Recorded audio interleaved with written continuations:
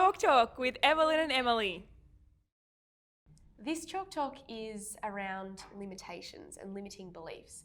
And I heard this or came across this actually at a Dr. John Demartini event. Mm-hmm. And how it came about is, and if you don't know who he is, look him up because he is just incredible. And He's listening amazing. to him speak is honestly mind-blowing. Yes. When he gets on a roll, it's just like nothing you'll ever hear. But at this particular event, someone stood up from the audience and asked him a question. And they stood up and they told him about a particular health issue that they had and how that health issue had stopped them and from doing things that they'd wanted to do. And he basically stood up on stage and said to them, if you fight for your limitations, you get to keep them.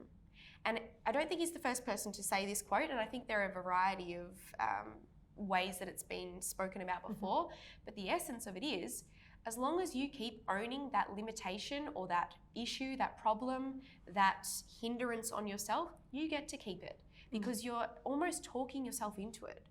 Yeah, a lot of this I can't because I.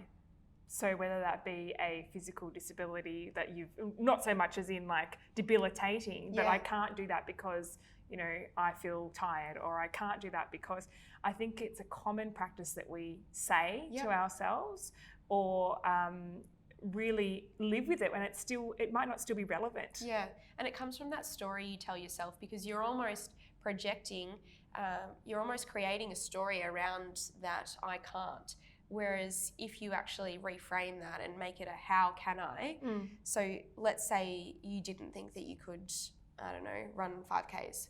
Well, that's a real life example because I've said I can't do that anyway. Okay, well let's go to that then. But you're someone that would actually say I can do it. I know that I need to do these steps to do it, right? Correct, yeah. But if you were someone that said that they couldn't do that because they had a particular problem, then the story, you're actually corroborating that fact by telling yourself that story. You're pulling apart, I suppose, bits of evidence that support that theory, I can't do it because, as opposed to you're actually searching out ways that you can do it.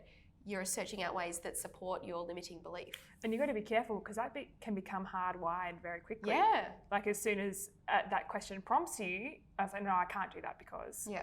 I think that's powerful stuff, right? In not a very good way. I think that's right. You need to be so aware of it and start reframing the way you think about it. And it all just comes back to what you say to yourself eventually has that capability to come to fruition.